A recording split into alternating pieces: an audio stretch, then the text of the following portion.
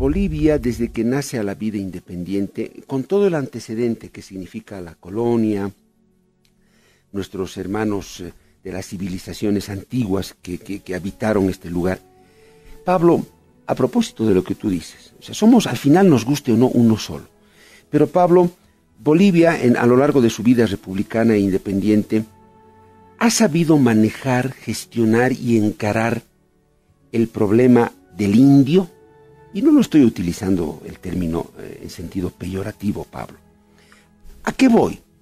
A que ese hombre con raíz profunda en tihuanacotas, en aymaras, en incas, qué sé yo, procurar incorporarlo, hacer que se sienta uno más de esta sociedad y no los doctorcitos aquí, los indios allá, el indio para la cocina, el indio para la limpieza, para las tareas duras, y el patrón está para otras cosas.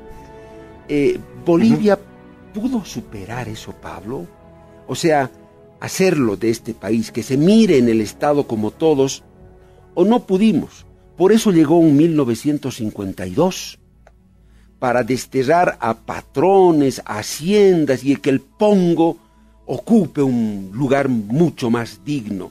No fue suficiente lo del 52, quedaron las cicatrices, las heridas todavía seguían latentes, aunque ocultas. Llega un Evo Morales y nuevamente se subleva esa especie de herida, de resentimiento, y ahí vamos, Pablo, y no terminamos de cohesionarnos. ¿Ese problema lo hemos sabido manejar bien en Bolivia o no supimos nunca encararlo en su fondo? Es que, a ver, volvemos al tema, lo que te decía, una generación aprende. ¿Cuánto es una generación? 18 a 20 años, una generación, ¿no? Una generación hasta dos puede aprender, hasta los hijos pueden aprender, pero eso no te garantiza que una tercera generación. Los problemas, por ejemplo, de los neonazis en Estados Unidos, en Europa, o sea, no ha pasado ni 100 años de la Segunda Guerra Mundial y otra vez estamos con eso. O sea, las sociedades buscan cosas, y cuando las sociedades no son escuchadas o hay descontento y frustración, pasan este tipo de cosas. Yo voy a hacer un poco más. Hace unos países, yo pienso ya en el siglo XIX, el Tata Belsu, la abolición del ponyaje, imagínate, Belsu es uno de los primeros presidentes que abole la esclavitud de negros, imagínate, y después, años después, 20 años después, se está aboliendo los esclavos en Estados Unidos, ¿no? Incluso siempre Bolivia, un país muy interesante, te digo, en cuanto a ser uno de los primeros, digamos, en cuestiones progresistas, primera cosa. Estamos hablando del Tata Belsu, siglo XIX. La República, Pedro, nace con tremendos problemas, y pienso que una de las deudas, y hoy lo digo claramente, una de las más grandes deudas de la República, pero también ha tenido grandes sombras.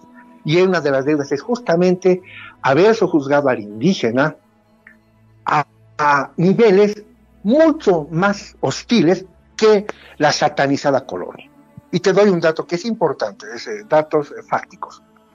Durante la época de la mal llamada colonia, el indígena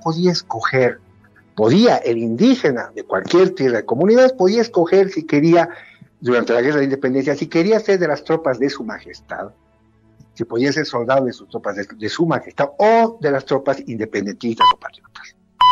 El indígena escogía, y al momento de escoger recibía un prediario, un pago diario. O sea, el indígena lo vemos por eso hay muchas batallas de la Guerra de Independencia donde indígenas están en tropas españolas o en tropas independentistas y viceversa, ¿no? Entonces podía escoger en la satanizada colonia. Llega 1825 y la República, con los ideales de igualdad, libertad y fraternidad, y esa es otra paradoja. Y de repente al indígena se lo va a llevar a uno de los mayores ostracismos, se va a empezar a pedir tributo. Unos momentos más aberrantes ya es lo que ocurre con el gobierno de Melgarejo, ya en la segunda mitad del siglo XIX, y el indígena ya no va a ser tomado en cuenta para ser soldado.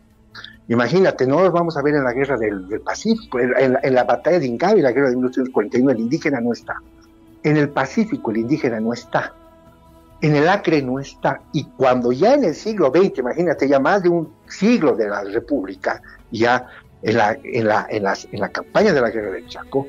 En la primera fase y la segunda fase no están, pero cuando ya se está agotando, están muriendo mucha gente de la clase media, se empieza a la mala a secuestrarlos a los indígenas.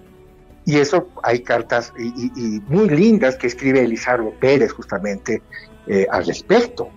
Dice cómo los hacían una feria, inventaban una feria en un poblado, cerraban las cuatro esquinas y de repente a los camiones los llevaban sin siquiera poderse despedir. Eso dice Elizardo Pérez en 1934. Pero ¿qué dice el propio Elizardo Pérez en 1935? Dice, hoy son los indígenas los que van con sus padres, llevando inclusive un corderito, son voluntarios. Entonces, ¿qué ha pasado en ese año?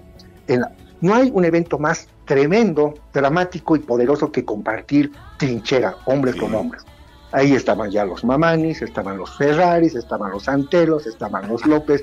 Toda la bolivianidad en esa trinchera se empieza a conocer, se empieza a condoler, se empieza a cuidar. Y ahí es donde empieza a germinar ya esta bolivianidad, con algo más duro que compartir y sangrar al mismo tiempo. Ojo, no nos olvidemos, pero para el primer centenario, 1925, ya había una generación, la famosa, lo que yo llamo la famosa generación de la enmienda nacional, hombres que habían nacido en finales del siglo XIX, y no eran políticos, eran artistas, creadores.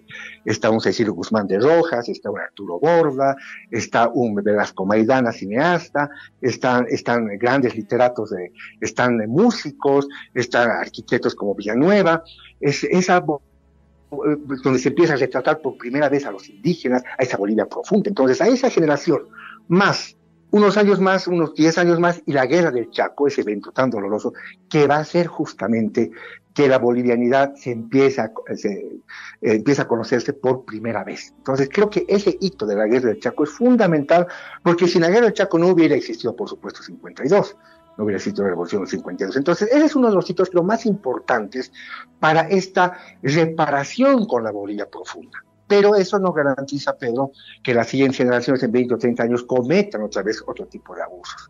Y esa es parte de la característica del ser humano, sea boliviano, es el hombre, es así. A veces eres duro porque desconoces al otro, el no conocer al otro.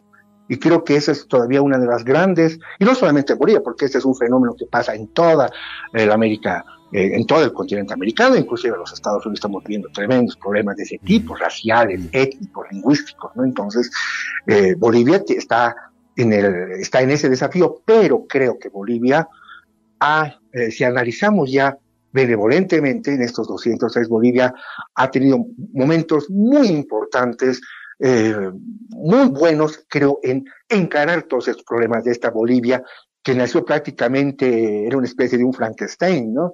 Con gente del Oriente que no se conocía con el Occidente. Dicen que durante la época de la Guerra del Pacífico, los famosos,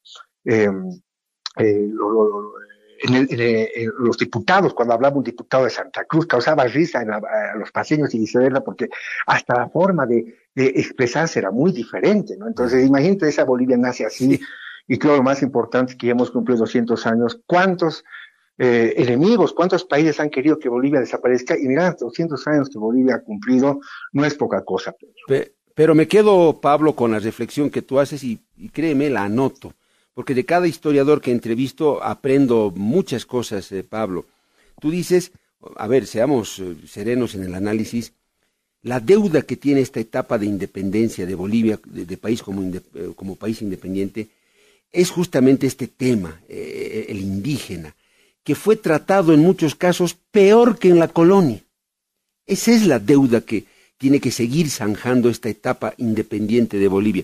Qué interesante ese dato, Pablo, y a partir de entender eso uno puede leer mejor los distintos procesos históricos.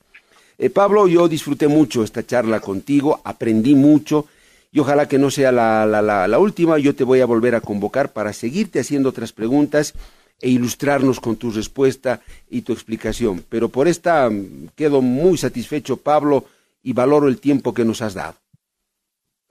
Pedro, bueno, un agradecimiento a ti, porque siempre es bueno charlar y bueno, toda tu audiencia en Herbol, que es una radio tan importante. Creo que de esa forma se hace patria, yendo hasta los últimos confines. Y para terminar esto, lo que hablamos del Bicentenario, tal vez la gente de las fronteras, de los puntos militares, la gente de las fronteras más recónditas, tal vez ha celebrado aún más, digamos, más cívicamente nuestro Bicentenario, ¿no? Porque hasta la última frontera, hasta el último lugar, siempre hay ese cariño y ese amor a la patria, sin tener que ser chauvinistas. Tenemos que aprender de nuestras luces y sombras, pero sí estar felices que Bolivia, gracias a Dios, yo creo mucho en Dios, Bolivia ha cumplido 200 años y pienso que el futuro es muy promisorio todavía para Bolivia. Gracias, querido Pablo. Esperamos tenerte en un segundo capítulo con nosotros. Pablo, Michel. Un abrazo, Pedro. Gracias, lo propio para ti, destacado y conocido historiador boliviano.